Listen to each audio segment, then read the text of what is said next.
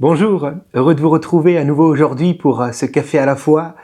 Que Dieu vous bénisse, qu'il renouvelle encore vos forces et soit avec vous dans toutes vos activités pour aujourd'hui encore. Voilà, en tout cas, soyez assurés de sa grâce. Il vous aime et il est là. Alors j'aimerais revenir avec vous à la Genèse au chapitre 22. Je ne vais pas relire le texte que nous avions lu hier. Il s'agit des versets 1er à 14. Libre à vous de les lire tranquillement si vous le souhaitez. Mais pour nous aujourd'hui, j'aimerais relire uniquement les 5 premiers versets. Il est écrit « Après ces choses, Dieu mit Abraham à l'épreuve et lui dit « Abraham » et il répondit « Me voici ». Dieu dit « Prends ton fils, ton unique, celui que tu aimes, Isaac.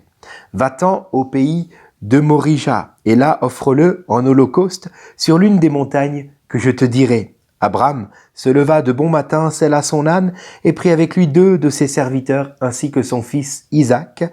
Il fendit du bois pour l'holocauste et partit pour aller au lieu que Dieu lui avait dit. Le 3e jour, Abraham, levant les yeux, vit le lieu de loin. Et Abraham dit à ses serviteurs, restez ici avec l'âne. Moi et le jeune homme, nous irons jusque-là pour adorer et nous reviendrons auprès de vous. Amen. Amen. Voilà. Alors, nous l'avons lu au tout premier verset. Après ces choses, Dieu mit Abraham à l'épreuve. J'aimerais que nous nous rappelions aujourd'hui que Dieu éprouve la foi de ses enfants. Nous retrouvons cette vérité dans Jacques chapitre 1 verset 2 et suivant, dans 1 Pierre 1 verset 7 et suivant. Il y a une réalité, c'est que Dieu aime éprouver notre foi. Je lis par exemple encore en ce qui concerne Israël, qui a vécu dans le désert pendant 40 ans avec Moïse. Il est écrit ceci, Deutéronome 8, versets 2 et 3. « Souviens-toi de tout le chemin par lequel l'Éternel ton Dieu t'a fait faire pendant ces 40 années dans le désert afin de t'humilier et de t'éprouver. » Dans le but de savoir quelles étaient les dispositions de ton cœur et si tu garderais ou non ses commandements. Il t'a humilié, il t'a fait souffrir de la faim, il t'a nourri de la manne que tu ne connaissais pas et que n'avaient pas connu non plus tes pères, afin de t'apprendre que l'homme ne vivra pas de pain seulement, mais de toute parole qui sort de la bouche de l'Éternel. Amen. Alléluia.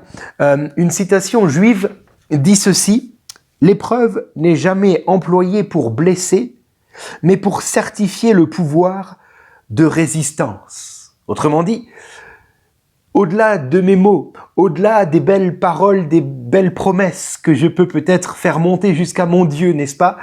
Au-delà de cela, que vaut vraiment ma foi? L'épreuve est là pour me le montrer. Non pas que Dieu ait besoin d'éprouver pour savoir, car Dieu sait déjà où j'en suis dans ma foi. Mais l'épreuve sert bien plutôt à ce que moi-même, je sache où j'en suis réellement au-delà de ce que je m'imagine. Parce que souvent on s'imagine d'avoir une foi qui dépasse les montagnes, alors qu'en réalité, quand l'épreuve est là, comment est-ce que je réagis? Abraham ne déroge pas à cette règle. Il était tranquillement à Beersheba installé quand Dieu vient le voir pour lui proposer la plus grande épreuve de toute sa vie. Véronique me disait encore hier, quand on parlait un peu de ce passage-là, mais moi je ne comprends pas comment Abraham a pu faire pour aller jusqu'à mettre son fils sur l'autel et l'offrir en sacrifice. Alors, elle a entièrement raison, humainement parlant, ça se fait pas.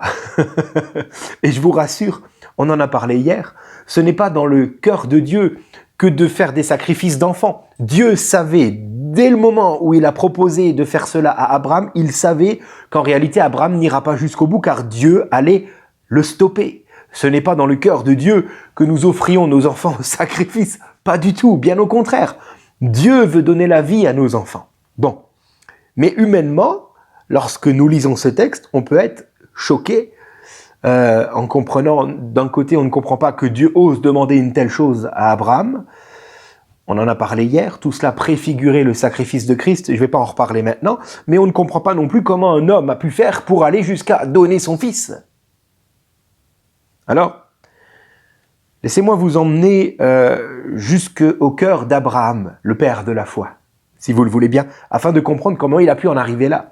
Déjà, notons-le, ce n'est pas venu d'un jour à l'autre. Abraham a déjà été éprouvé par le Seigneur à maintes et maintes reprises. Dieu lui avait déjà dit, tu quittes ta famille, tu quittes ta patrie, autrement dit, tu quittes tes habitudes de vie, tu quittes ton confort, et puis tu vas où? Je ne te le dis pas, mais t'y vas.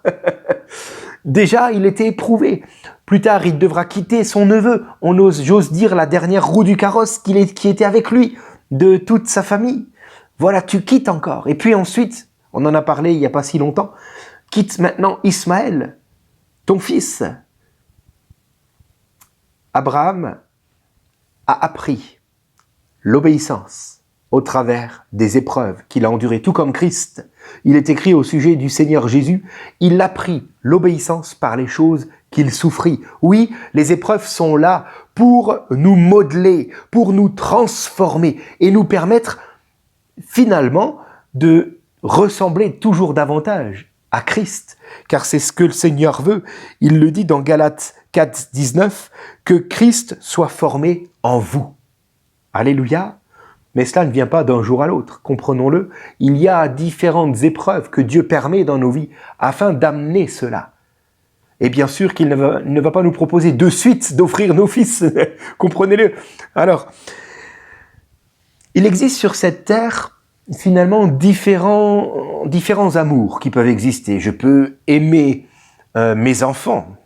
Alléluia, c'est un amour bien particulier, l'amour d'un père envers ses enfants. À l'inverse, il existe aussi un amour différent, mais aussi puissant, des enfants envers leurs parents. Il existe l'amour des conjoints l'un envers l'autre. Il existe encore d'autres amours, l'amour du matérialisme, l'amour de l'argent, l'amour du travail, l'amour du plaisir, etc. Bon, il y a beaucoup de formes d'amour sur cette terre, mais une chose est commune à tous ces amours-là, et même l'amour d'un père pour son fils fait partie de ces amours-là. Ils ont comme racine notre âme. Car notre âme est le siège de notre volonté, de notre intelligence, mais aussi de nos émotions. Donc, les différents amours que je peux connaître et qui concernent les choses terrestres tirent leurs racines, tirent leur énergie de mon âme. Cependant, l'amour que je peux avoir pour mon Dieu, bien sûr lorsque je le connais, cet amour-là ne vient pas de mon âme, mais de mon esprit. Car c'est en esprit et en vérité que nous adorons le Seigneur, n'est-ce pas? C'est donc dans mon esprit que je suis appelé à aimer Dieu. Et en réalité, ce que Dieu veut, et c'est de cette manière-là que nous avons été créés avant la chute, avant le péché. Dieu veut que notre esprit domine notre âme et donc aussi notre corps. Et que toute notre vie soit régie par l'esprit, qui est en communion avec Dieu et donc avec le Saint-Esprit. Le problème, c'est que lors du péché, lors de la chute dans le jardin d'Éden, et nous avons tous hérité cela, l'âme s'est soulevée au-dessus de l'esprit. Et automatiquement, cela fait de nous des êtres indépendants de Dieu. Car c'est en esprit que nous honorons le Seigneur. Mais si mon âme passe au-dessus de l'esprit, je ne saurais honorer Dieu. Et si d'un côté je deviens indépendant de Dieu, d'un autre côté, combien de fois, et si souvent malheureusement, je deviens dépendant de mon intelligence, de mes raisonnements, et aussi de mes émotions.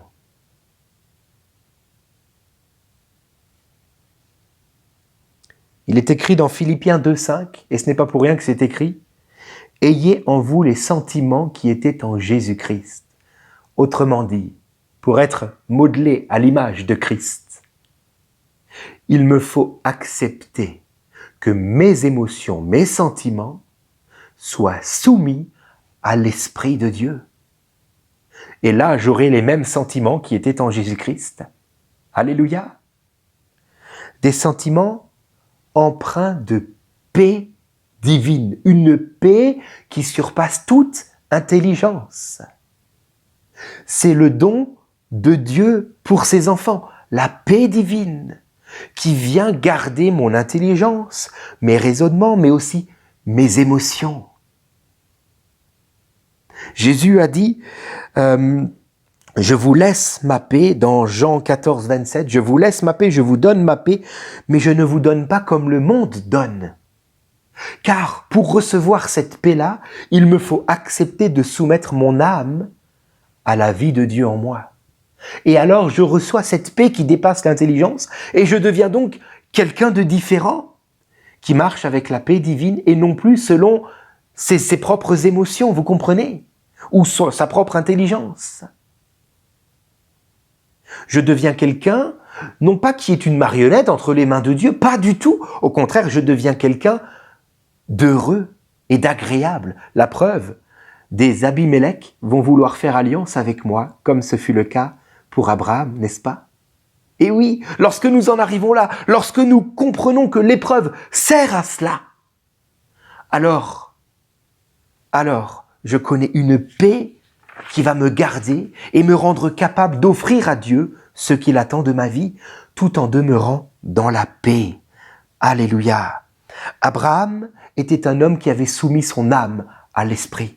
Voilà une des clés qui a fait qu'il a pu proposer son fils en sacrifice comme Dieu le lui avait demandé. Déraisonnable, folie pour les hommes, sagesse et puissance pour le Seigneur. Car voilà la foi soumise à Dieu. Et Dieu n'a pas permis car Dieu est bon. Alléluia. Abraham connaissait son Dieu, car il était en intimité avec lui. Il a, au travers de ces différentes épreuves dans sa vie, à chaque fois grandi, dans ce sens que c'est Christ qui fut formé en lui. Il devenait donc l'ami de Dieu. Jésus n'a-t-il pas dit « Celui qui garde mes commandements est mon ami ». Et ce faisant, Dieu lui a demandé cette dernière grande épreuve, mais le texte français ne nous le révèle pas, mais en hébreu, il est écrit, c'est un petit peu comme si deux hommes parlaient ensemble et non pas comme si Dieu parlait à un homme en disant « va me donner ton fils unique ». Non, c'est plutôt deux hommes qui dialoguent ensemble. Le texte hébraïque parle plutôt « Abraham, s'il te plaît, veux-tu bien m'offrir ton fils unique ?»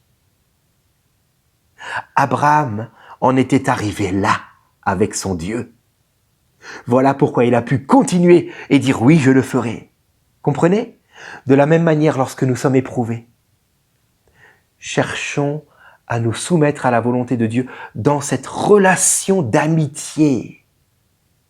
C'est là que nous aurons le repos et la paix qui nous rend capables de franchir l'épreuve et de sortir d'elle plus que vainqueur. Alléluia. Vous remarquez comme moi, au verset 5, nous l'avons lu, Abraham dira à ses serviteurs, nous irons là-haut pour adorer, puis nous reviendrons. Nous reviendrons. Abraham savait que son ami céleste ne le délaisserait pas et qu'il ne saurait laisser le fils de la promesse mourir. C'est écrit d'ailleurs dans Hébreux 11, versets 17 à 19. C'est par la foi qu'Abraham offrit Isaac. Il pensait, verset 19, que Dieu est puissant même pour ressusciter les morts. Aussi, il retrouva son fils. Alléluia! Il savait que même s'il devait mettre le coup de grâce, Dieu allait le ressusciter car Dieu est son ami. Apprenons dans les temps d'épreuve à connaître notre Dieu.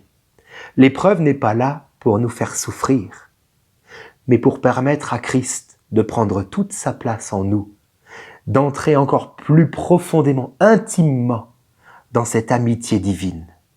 Je vous encourage dans ce sens-là. Seigneur, merci pour l'exemple d'Abraham qui sut accomplir ta volonté car il s'attachait à toi de tout son cœur.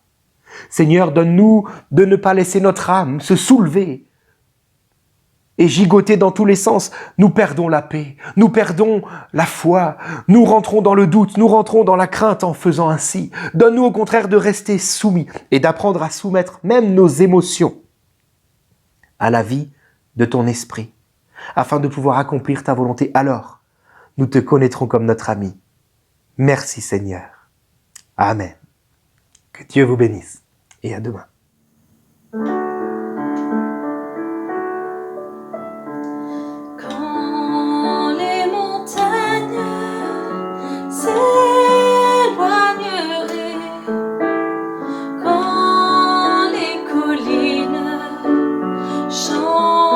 Chancelleraient